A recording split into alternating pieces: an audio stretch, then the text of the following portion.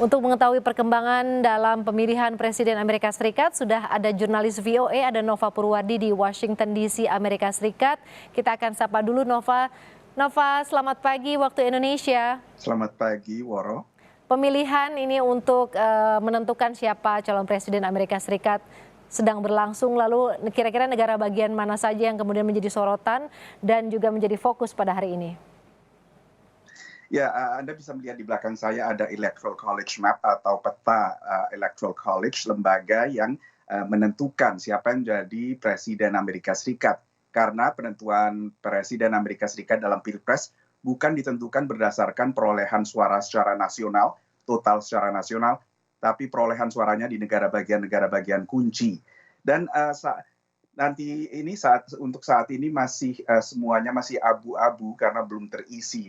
Tapi menjelang setelah pukul 7 waktu Indonesia Barat nanti akan mulai ada warna merah mewakili negara bagian yang berpihak kepada Presiden Donald Trump sebagai petahana dari Partai Republik, lalu negara bagian yang beralih biru atau mendukung capres Partai Demokrat Joe Biden. Ini Anda bisa ikuti juga di website kami voaindonesia.com dan akan kami update, kami perbarui sesuai dengan informasi yang masuk langsung dari lapangan penghitungan suara. Sementara penghitungan suara sendiri baru akan berlangsung setelah TPS tutup. Dan TPS pertama kalinya tutup adalah pada pukul 7 nanti, 7 malam waktu Amerika Serikat bagian timur, bertepatan dengan 7 pagi waktu Indonesia bagian barat, di beberapa negara bagian termasuk diantaranya Virginia yang berbatasan langsung dengan Washington DC. Lalu sejumlah negara bagian lain masih melangsungkan pemilihan, pemungutan suara, dan TPS-nya baru akan tutup sejam kemudian. Lalu sejam kemudian, dan di Amerika Serikat ada beberapa zona waktu yang terakhir diantaranya adalah negara bagian California di pantai barat Amerika Serikat. Tapi banyak negara bagian yang akan menjadi perhatian nanti adalah negara bagian yang disebut sebagai battleground states atau swing states, yaitu negara bagian yang bukan merupakan kantong Partai Republik maupun Partai Demokrat, bukan merupakan kantong dukungan kedua pihak, sehingga masih bisa swing atau mengayun ke satu pihak atau ke pihak lain. Menariknya di California, California adalah negara bagian berpenduduk padat, sehingga memiliki suara elektoral terbanyak, 55 suara. Tapi sejauh ini California tak bergeming dari posisinya sebagai kantong dukungan bagi Partai Demokrat, sehingga dipastikan 55 suara elektoral tersebut akan masuk ke kolom Partai Demokrat, akan berubah biru nanti di peta kami ini. Tapi yang masih tanda tanya saat ini, sejumlah negara bagian lain, termasuk Texas yang selama ini 10 kali Pilpres berturut-turut selalu mendukung presiden dari Partai Republik. Ada kemungkinan Texas bisa mengayun, tapi ini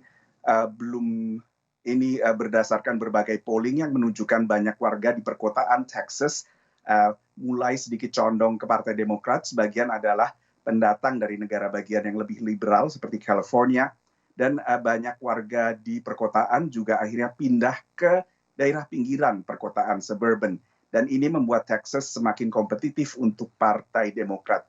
Kita lihat saja nanti Texas TPS-nya baru tutup pukul 9 malam waktu Washington DC atau 9 pagi waktu Indonesia bagian barat. Jadi kita lihat nanti apakah Texas akan mengayun. New York juga merupakan negara bagian dengan penduduk banyak dan akan menyumbang 29 suara elektoral. Tapi New York seperti juga California adalah kantong Partai Demokrat. Di kedua negara bagian ini, Joe Biden unggul double digit melawan Donald Trump dalam berbagai polling, sehingga banyak yang melihat tidak akan terjadi banyak kejutan di sana. Nah, satu lagi negara bagian yang penduduknya kurang lebih setara dengan New York yang sempat Anda sebut dalam laporan tadi, Florida. Itu akan menjadi pusat perhatian. Florida ini akan menutup TPS-nya pada pukul 8 dan hasilnya meskipun terjadi lonjakan dalam hal pemilih awal, hasilnya bakal segera diketahui karena negara bagian ini relatif sudah siap untuk menghitung secara cepat, termasuk suara yang masuk lewat pos. Jadi semua mata akan tertuju setidaknya setelah TPS tutup di Florida pada pukul 9 nanti, mereka akan tertuju ke Florida termasuk dalam hal penghitungan in person dan juga penghitungan suara-suara yang disampaikan lewat pos. Dan di Florida ini cukup kompetitif karena ada dua kelompok massa, kelompok pemilih maksud saya, yang harus dirangkul oleh kedua capres. Yang satu adalah massa lansia yang merupakan sekitar sepertiga rakyat Florida, karena di Florida ini cuacanya tropis, tidak dingin seperti Washington DC belakangan ini, dan banyak warga Amerika memutuskan untuk pensiun di sana. Pensiunan warga lansia ini mencakup sepertiga pemilih, dan mereka ini yang harus dirangkul. Tadinya Presiden Trump unggul dan Partai Republik biasanya sangat unggul di antara para pemilih lansia, tapi belakangan Joe Biden menguat dukungannya antara lain karena menyoroti kinerja pemerintahan Trump dalam menangani pandemi COVID yang sangat berdampak pada warga lansia. Lalu ada juga warga Amerika Latin yang juga harus dirangkul di sini. Dan di Florida ini kebetulan banyak warga Amerika Latin yang di negara bagian lain biasanya condong ke Partai Demokrat.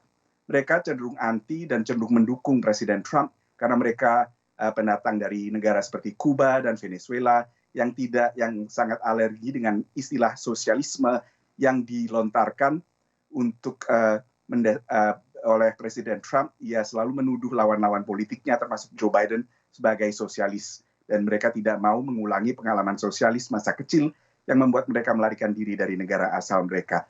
Dua calon pemilih ini. Jadi sekitar pukul 10 atau 11 waktu Indonesia bagian Barat, bila memang hasil dari Florida sudah diketahui, ini bisa menjadi indikasi awal bagaimana arah Pilpres saat ini. Karena di Florida ini pada 2016 akhirnya Donald Trump juga menang, dan ia akhirnya memenangkan Pilpres meskipun tadinya polling secara nasional kurang begitu menjagokan Donald Trump. Woro. Anda sudah menjelaskan kira-kira di negara-negara bagian ini termasuk Florida, tapi kemudian sebelum waktu penutupan sendiri saling serang di media sosial ini menyerang pribadi dari dua calon ini semakin gencar tentunya. Apakah menurut Anda, pandangan Anda ini juga akan memengaruhi voting dari masyarakat di Amerika? Ya, menarik sekali bahwa memang di Amerika Serikat ini tidak ada yang disebut sebagai masa tenang kampanye, sehingga sampai saat penghabisan kedua pihak masih saling menyerang, dan baik lewat kampanye, baik lewat media sosial, ataupun lewat iklan kampanye. Dan ini dilakukan hingga saat-saat terakhir, dan bahkan Presiden Trump yang lebih gencar untuk melakukan kampanye secara fisik di negara bagian battleground states, termasuk kampanye-kampanye yang umumnya diselenggarakan di bandara. Ia mendarat lalu ia menyapa para pendukungnya, dan ini ia menyerang lawannya dalam berbagai kesempatan. Tapi apakah ini akan mengubah pilihan dari orang, terutama yang memilih untuk menunggu hingga saat-saat terakhir atau pada hari H untuk datang ke TPS? Ini yang belum jelas, karena pada kenyataannya begitu banyak warga Amerika Serikat telah memberikan suara mereka, baik datang secara awal ke TPS atau memberikan suara lewat pos. Data yang dihimpun oleh the United States Election Project oleh University of Florida, ini adalah data yang menjadi acuan banyak pengamat saat ini untuk melihat begitu tingginya antusiasme untuk memilih dalam Pilpres kali ini, terutama memilih secara awal yang dianggap lebih aman dan lebih nyaman bagi para pemilih. Dan angkanya pada hari Senin sudah mendekati atau bahkan sedikit melampaui 100 juta orang, yang merupakan angka tertinggi selama ini. Karena dalam Pilpres 2016, jumlah total pemilih adalah 130 juta orang. Di sejumlah negara bagian termasuk Texas, jumlah pemilih yang menyalurkan hak mereka secara awal bahkan melampaui angka total pemilih dalam Pilpres 2016. Jadi kita lihat tadi juga tim kami di berbagai negara bagian, termasuk Virginia dan juga California, melihat bahwa antrian kadang tidak begitu panjang karena banyak warga telah menyalurkan hak suara mereka secara awal, baik lewat pos maupun datang ke TPS secara awal. Jadi apakah masih ada pihak yang bisa dirangkul atau diyakinkan untuk memilih salah satu capres atau berubah pikiran? Masih adakah undecided menjelang Pilpres kali ini? Itu yang masih menjadi tanda tanya, dan karena banyak orang menurut berbagai polling sudah menentukan pilihan bahkan sejak September. Woro.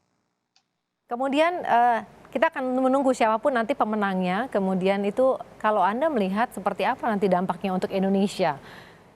Kerjasama seperti apa yang mungkin akan terlihat dari sana? Ya, dalam hal politik luar negeri, kebijakan luar negeri biasanya akan ada sedikit kontinuitas, siapapun yang menjadi presiden, apakah dari Partai Demokrat atau dari Partai Republik. Tapi selama ini Joe Biden lebih menempuh jalur politik luar negeri yang lebih konvensional, mengutamakan multilateralisme dan juga mendekati sekutu-sekutu AS untuk menghadapi tantangan-tantangan bersama seperti program nuklir Iran misalnya, perubahan iklim, dan juga berbagai tantangan lain di mana ia cenderung untuk mengutamakan multilateralisme. Sementara Presiden Donald Trump, pemerintahannya lebih cenderung menekankan unilateralisme dengan slogannya America First atau mengutamakan Amerika. Dan mengutamakan Amerika ini juga berlaku untuk politik luar negeri, karena Amerika menurut Presiden Trump harus mengutamakan rakyatnya sendiri. Demikian juga Indonesia harus mengutamakan rakyatnya sendiri, Rusia juga, Tiongkok juga. Sehingga inilah pendekatan yang lebih ke arah unilateralisme di bawah pemerintahan Trump. Tapi satu lagi yang mungkin bisa mempengaruhi kebijakan AS terhadap Indonesia adalah pemilihan anggota legislatif yang berlangsung bersamaan dengan Pilpres. Pilpres AS selalu dilaksanakan bersamaan dengan pemilihan sekitar sepertiga anggota Senat. Saat ini ada 35 senator yang akan untuk dipilih kembali atau diganti oleh rakyat Amerika Serikat di berbagai negara bagian. 35 jumlah totalnya dan 16 diantaranya dianggap merupakan kursi aman. Di antaranya seperti New Jersey dan Virginia, mereka sangat suka dengan senator petahana, sehingga kecil kemungkinan menurut polling akan mengganti senator tersebut. Tapi di beberapa negara bagian seperti Maine dan juga berbagai negara bagian seperti Maine dan juga Arizona, Michigan, Minnesota, lalu Georgia, kebetulan kedua-dua senatornya harus diganti atau harus mengikuti pemilihan tahun ini. Senator-senator petahana yang sebagian diantaranya adalah anggota Partai Republik sedikit terancam posisinya di sana. Dan bila Partai Demokrat bisa merebut sejumlah kursi ini, maka mereka bisa menguasai mayoritas kursi Senat. Dan selama ini senator dari Partai Demokrat, termasuk diantaranya senator senior dari negara bagian Vermont, Patrick Leahy, termasuk yang kritis terhadap kerjasama keamanan antara Indonesia dengan Amerika Serikat. Dan ia sempat melayangkan surat protes ketika Menhan RI Prabowo Subianto datang ke Washington DC misalnya untuk bertemu rekan-rekannya di Pentagon.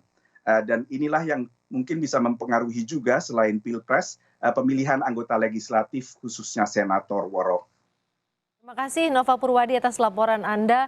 Kita tunggu bagaimana nanti hasilnya saat penutupan. Terima kasih sekali lagi Nova Purwadi, jurnalis VOA dari Washington DC, Amerika Serikat.